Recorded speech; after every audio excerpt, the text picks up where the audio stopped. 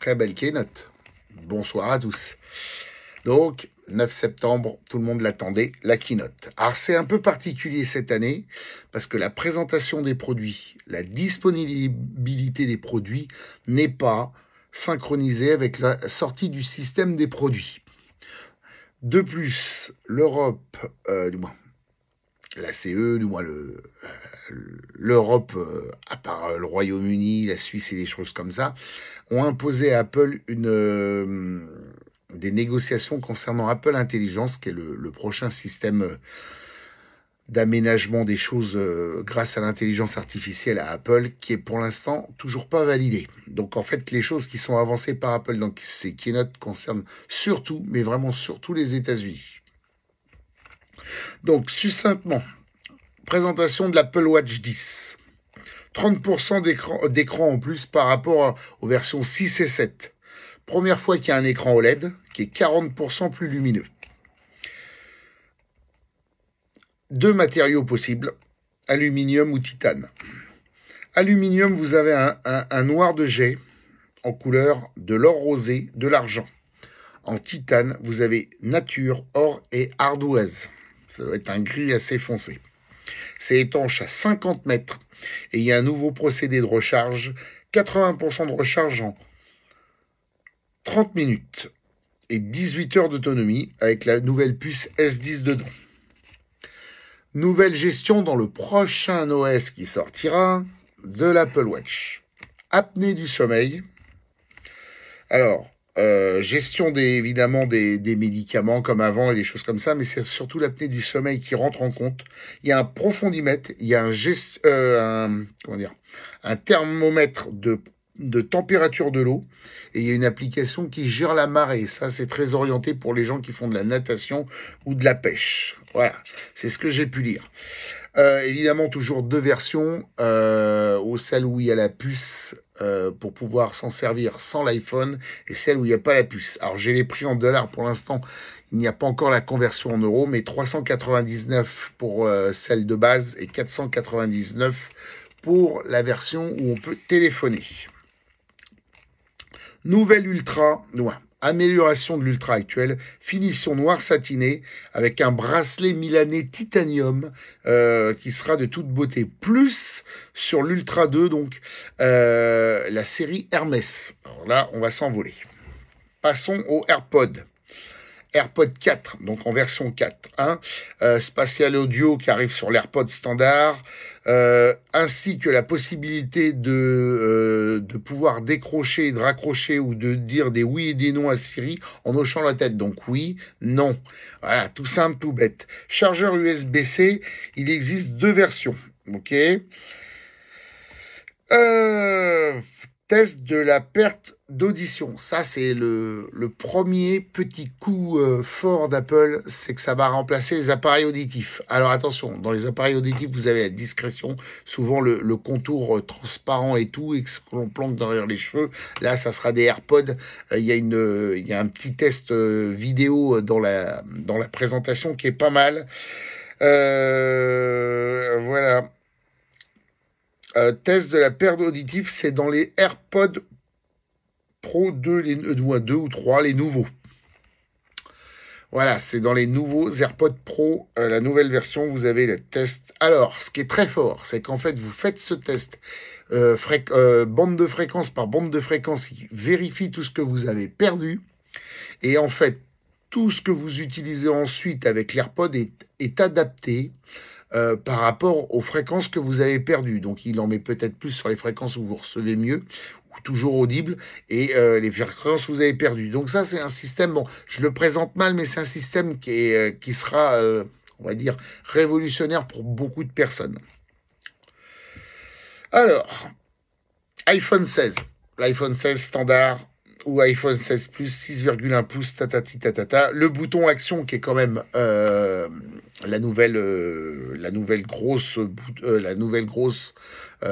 nouveau gros bouton intelligent où on peut faire des actions, où on peut avoir une densité par rapport à l'intensité du clip, avoir des menus. L'iPhone 16 donc aluminium, blanc, noir, rose, vert, bleu, 2000 nits pour la journée au maximum et 1 nits la nuit. Puce A18. Alors, ce qui est bien sur cette puce A18, c'est qu'elle est grosso modo 30% plus rapide sur le CPU et 40% plus rapide sur le GPU. Le GPU, c'est la partie graphisme, affichage pour les jeux. Hein. La caméra, bah, on a maintenant 2 capteurs, lentilles, on va dire, à 48 millions de pixels qui permettent des zooms. Oui, qui permettent des zooms. Ah non, c'est 48 et 12 millions de pixels. Excusez-moi, celle qui sert à zoomer. Voilà, 48 et 2, il n'y en a pas deux. Caméra contrôle, gestion de l'ouverture. Ah, ça, c'est une bonne nouvelle. 4K et macro. Et 120 images par seconde, si j'ai bien compris. C'est l'iPhone, un truc. Cette puce a un bus pour communiquer qui est évidemment plus rapide, qui servira pour l'intelligence artificielle. En fait, on est passé de l'A15, A16 à A18. En fait, ils ont intégré des process pour travailler plus vite entre les choses avec une batterie un peu plus grosse. Donc, en fait, c'est vraiment l'iPhone 16 et l'iPhone 16 Pro, c'est vraiment une intégration de ce que va proposer Apple. Alors, attention, chez Apple, c'est rarement gratuit. Donc, les services qui seront proposés risquent d'être bien payants dans une nouvelle version d'iCloud améliorée ou des choses comme ça. L'intelligence artificielle, alors il y a des points qui sont... Il y a une amélioration de photos qui prend en compte l'intelligence artificielle, où quand on se souvient plus du lieu ni l'endroit, on décrit la photo qu'on avait faite, si on se souvient, ou avec la personne. On dit par exemple, Cathy avait une robe rouge, et il va me retrouver toutes les photos où Cathy avait une robe rouge. C'est pas mal. Évidemment, les photos de Cathy. C'est très très très bien. Alors j'ai pris des notes, voilà. Alors, il y a une amélioration des notifications de la synthèse, hein, toujours. Nouveau Siri, synthèse des mails, synthèse des notes. Et avec l'appareil photo et l'application photo, ce qu'ils appellent le Visual Intelligence, qui est jumelé pour l'instant avec Google et ChatGPT, c'est-à-dire que vous prenez une photo de quelque chose, de n'importe quoi, il vous trouve les photos qui font la même chose, les sites qui vendent la même chose, et surtout une description de ce que vous êtes, ce que vous prenez, la race du chien, la race du chat, l'endroit où vous êtes. Si par exemple vous prenez un restaurant, il vous donne toutes les infos sur les restaurants, les notes Google et les choses comme ça. Donc il y a un petit partenariat avec Google et ChatGPT qui s'améliore.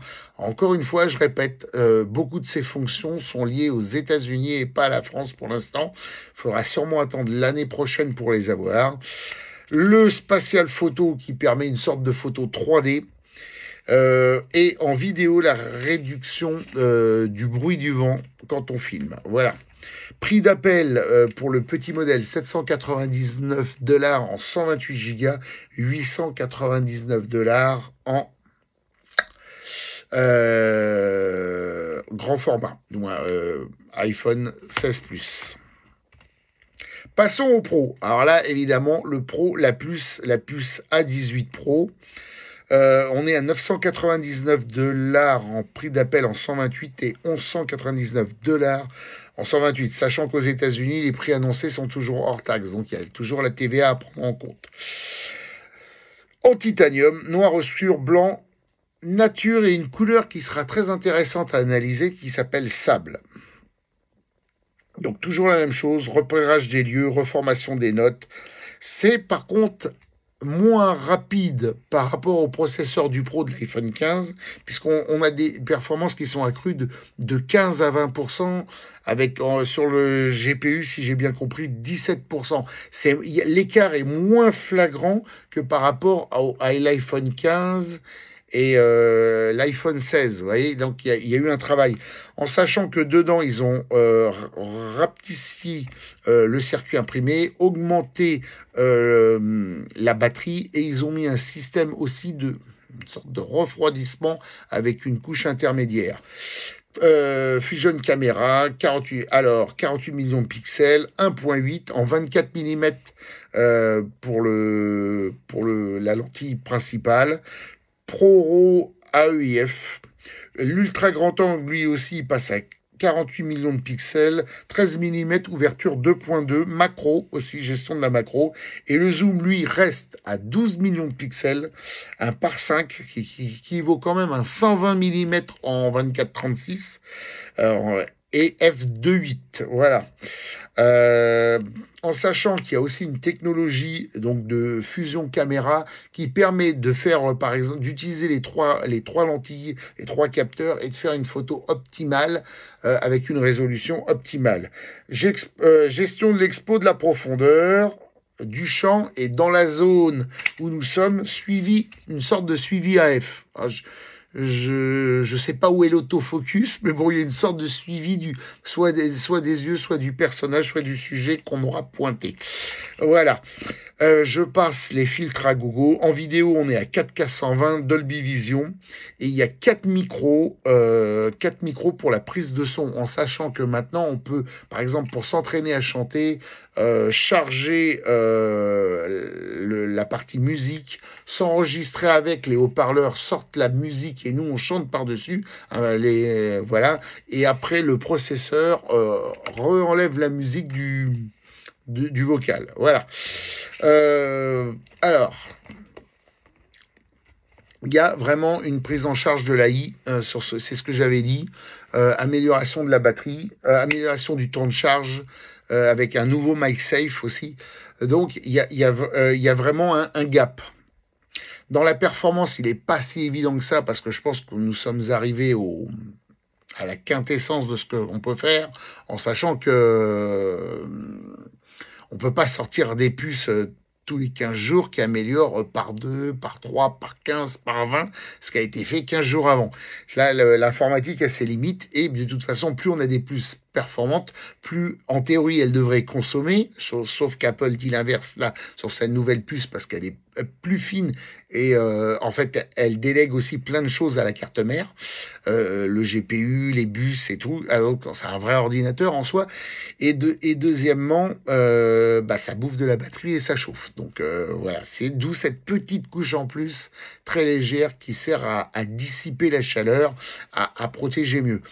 C'est disponible à partir du 20 septembre. C'est en précommande maintenant.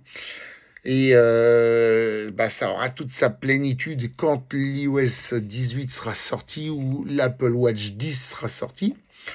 Toutefois, encore une fois, nous serons énormément limités en Europe du fait que la Commission européenne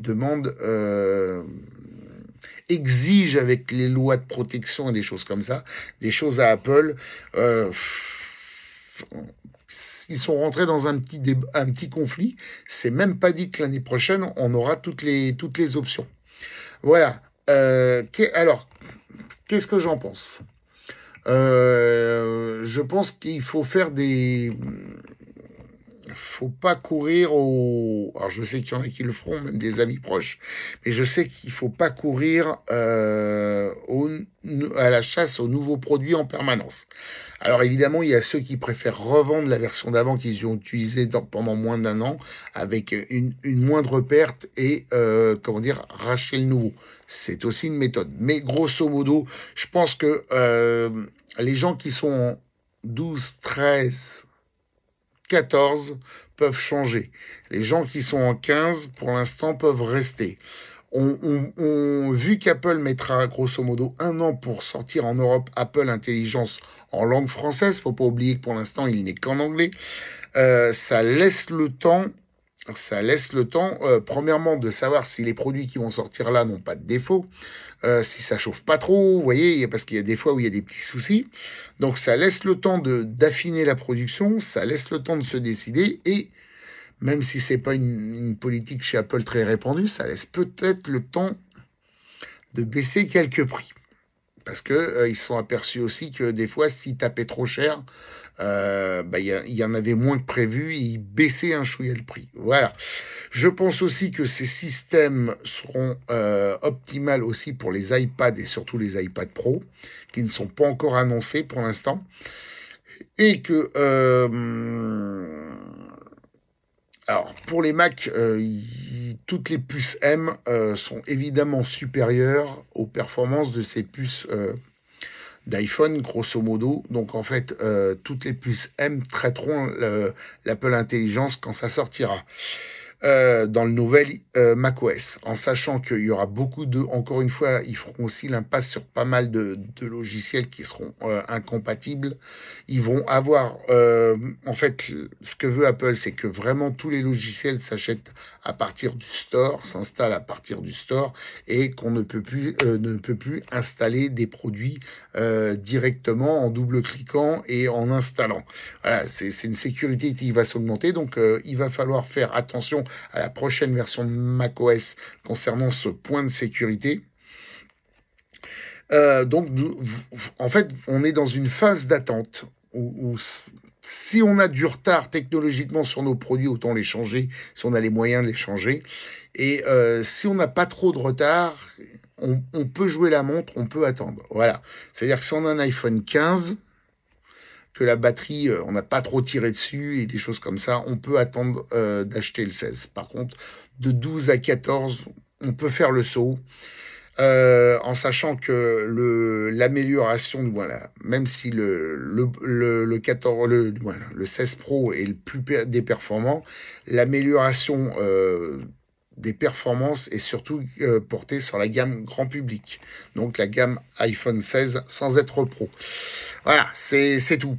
C'est la première fois qu'Apple ne met pas à jour son système. C'est une des rares fois où Apple ne met pas à jour ses systèmes en même temps que ses produits sortent. Parce qu'ils ont intégré l'intelligence artificielle, ils attendent des demandes. La partie santé va être vachement bien. Je veux dire que la gestion de l'apnée du sommeil, toujours la gestion des chutes, l'appel des secours par satellite en cas de secours. Maintenant, il y a aussi le positionnement GPS pour les secours. Avec le nom de la personne, le téléphone, la position GPS en cas de chute, en cas de malaise en montagne et des choses comme ça, ça va révolutionner pas mal de choses. Il faudra pas en abuser évidemment pour les secours, mais il y a vraiment des points qui seront très très intelligents. Voilà, donc en fait faut pas se hâter, il faut attendre, il faut que l'Europe intègre que ça se passe bien, que la gestion de Siri, la gestion de tous les autres produits existants en langue française pour nous, ou sinon il faut que notre iPhone, notre produit soit en langue anglaise, anglais américain, ou bientôt anglais UK d'ailleurs, il y a une différence. Et dernier point, il sera intéressant de savoir ce qui sera proposé par l'iPad. Voilà. Donc en gros, c'est une bonne keynote. Voilà, ils ont réexpliqué Apple Intelligence parce que je pense que lors de la WWDC, c'était un peu le bordel. Mais grosso modo, voilà, c'est bien. Voilà ce que j'en pense. Donc, il n'y a plus qu'à les vendre. Sur ce, bonne soirée, prenez soin de vous.